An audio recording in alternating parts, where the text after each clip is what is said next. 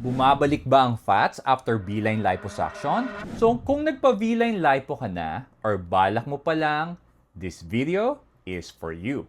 So watch this video hanggang dulo dahil ito ang pinaka-misunderstood na part ng liposuction. So here's the reality. Hindi na bumabalik ang tinanggal na fat cells. Pero hindi ibig sabihin yan, hindi ka natataba.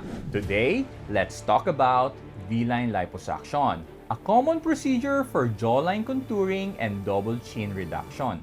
So let's be honest, marami ang akala tatanggalin lang ang taba. Tapos, forever na. Kapag kasi tinanggal ang fat cells sa isang area, permanently reduce na sila. So hindi na sila nagre-regenerate sa parehong lugar. Pero here's the catch. Yung natitirang fat cells sa katawan mo, pwede pa rin yan lumaki. So kung mag-gain ka ng weight, hindi man bumalik exactly sa dati, pwede pa rin mag-blur ulit ang jawline mo. The better way to understand it is liposuction reshapes. It doesn't freeze your weight.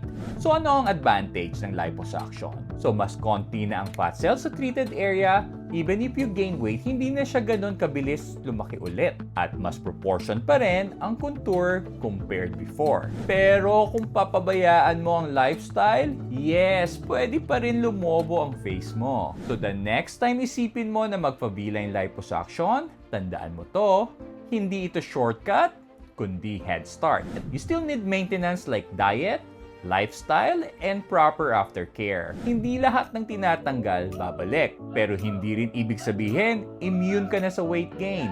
Hi, my name is Dr. Bienpo of Bienpo MD Aesthetics. Ikaw, akala mo ba dati babalik agad ang taba after lipo? So comment mo below, akala ko rin. For more real talk body contouring insights, follow me here at Bienpo MD.